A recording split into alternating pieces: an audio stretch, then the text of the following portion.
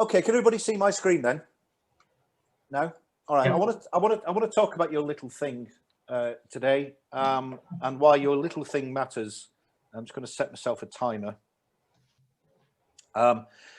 Basically, what I want to talk about is something that is becoming more and more, well, I guess trendy as well as actually really important, which is microcopy. And for those of you who don't know what microcopy is, it's all those little bits of things in your marketing. So, you know, people don't think about them, or they think they're unimportant. And the obvious one is your website. So it's all the little bits of text that are on your, or image that are on your website. But actually, in actual fact, the more that people are starting to ask me about microcopy and for me to look at microcopy for them, the more you realize how much it is in other areas beyond that. And the reason is, what microcopy is actually should be an enhancement of your brand. And that's really the reason I think why it's becoming so important to people. All right, so does it really matter?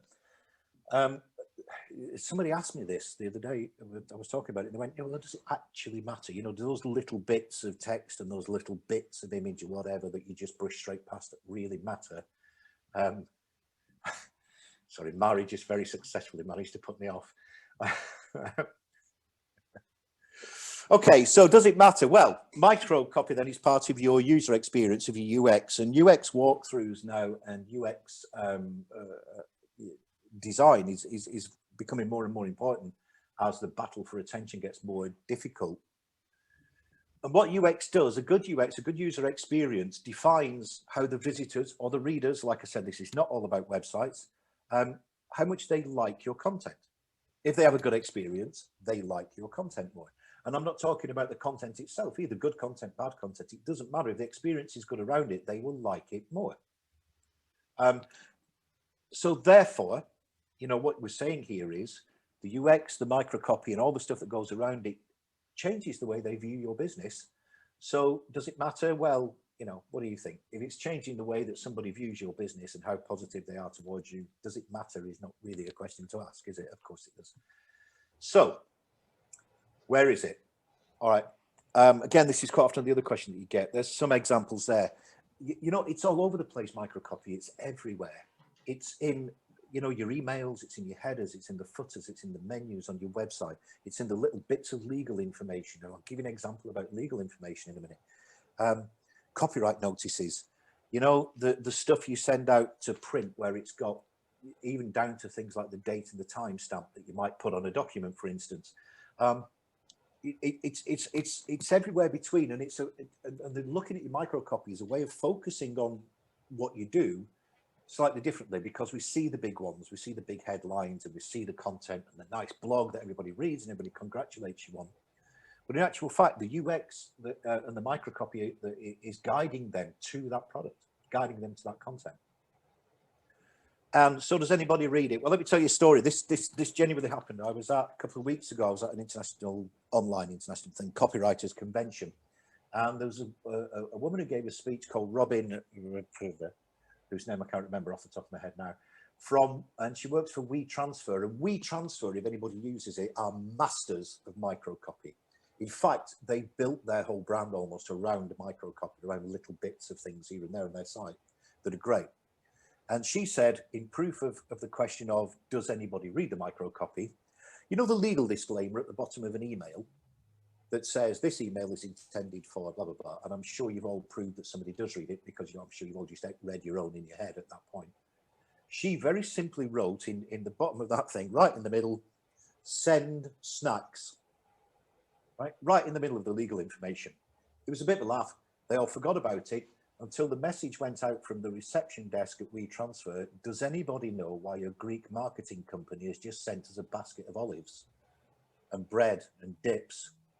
And then later on, we've had loads more food arrived. Can anybody come and explain what's going on here? And the reception was full of snacks for weeks, right? So does anybody read it? Well, yes, they did in this case, and all around the world as well. So here's a couple of good examples of micro copy being used really well.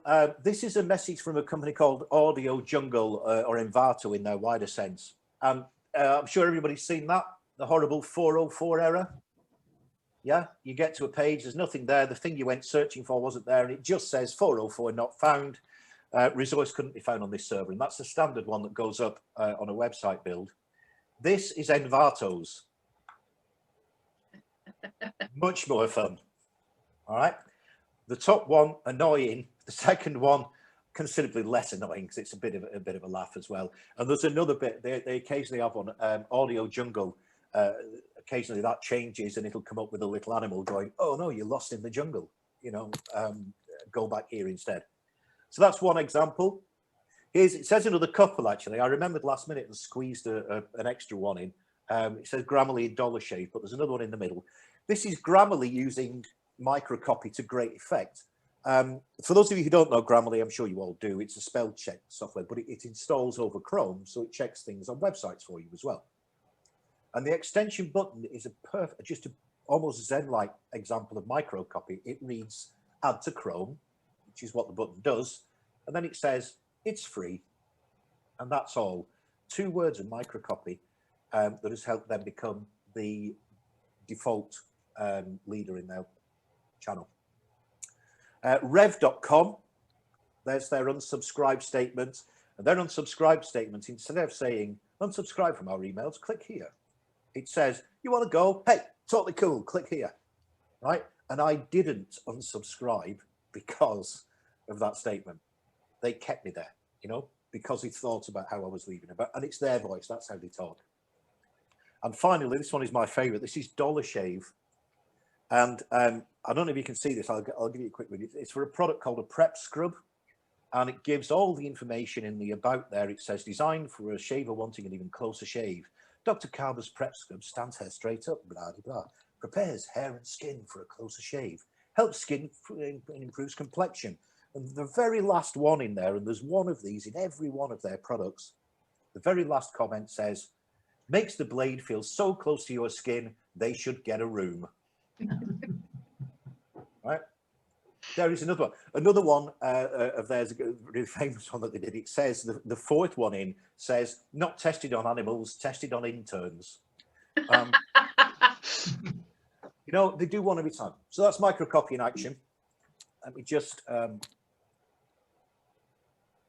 what makes a good one? Well, okay, here's some things to consider. I'll go through these really quickly. If you want this presentation, I'm happy to send it on to you. Give me a shout. So it needs to be considered. Don't just go random, and do it in your voice is really important. Be concise, be useful, and be consistent. If you say next on one, say next on the next one. Don't suddenly switch to proceed. Make sure there's a consistency in the microcopy. Humor. All right. Be careful though. Some things aren't meant to be funny. The same woman who was telling me from WeTransfer, she did a whole section based on the final episode of Game of Thrones because they changed their privacy policy. And the whole thing was written as if it was a review of Game of Thrones. And she said it was really clever, really funny. And the legal people came down and went, that's brilliant. Do it again. It's not funny. This is privacy. Yeah. So she wasted half a day. So, you know, yeah, be funny, but only appropriately, obviously. Interesting that people do with this, explain actions. Here's a little question about Microcopy. You get the buttons and it says click here. How often does it not tell you why? Explain yourself. Use Microcopy to explain more about what people are doing. People scan and absorb. The figure that's bandied around is people read approximately 30% of the page. That suddenly elevates the importance of Microcopy, doesn't it? Because it might be that 30%. And if all it says is click here or unsubscribe, what are you telling them? If they're worried about something, point out the concerns. This is a real one for something this is my kind of initial writing for things. So this is for something, a free guide that I'm involved with that's coming out. And my initial thing is that the first button will say, download it here. Honestly, it's really free because you expect to sign up to marketing, don't you, when you download something? And then when you click on it, it'll give it you free and it'll come up with a button that says, expecting a marketing sign up. Nope, it's free. Yeah. And then when you download it, it'll come up with another one that says, see, told you it was free. There's a sign up below if you want to sign up, but that was free. Okay, so you can acknowledge concerns as well in microcopy, and it will hold people with you if you're making narratives and making stories. So UX is really important, user experience. Making the customer experience better with microcopy makes your customer happy. Okay, makes them smile, makes them enjoy what you did. And if there was ever a thing, hang on, the alarm's just gone off. If there was ever a reason for doing it, that's enough, isn't it? Because we know what happy customers do. They come back and they buy from us. And I'm fairly sure that was my last slide, and I hit exactly. Oh, there was one more comment, but that was it. Any questions on that? Is that what was so useful? Very useful, Kevin. Thank you. No worries. Yeah, that was really useful. I've never even heard of microcopy actually. So No. Do you know what? The thing is, Katie, people haven't, and it's really quite important, and it's very easy to do as well. You know, we're writing the copy for a couple of sites at the minute, and it's things like, you know, when you get the form that says contact us. I tell you a great example actually. Sorry, just thought of an even better one. Do you know Airbnb and bookings.com?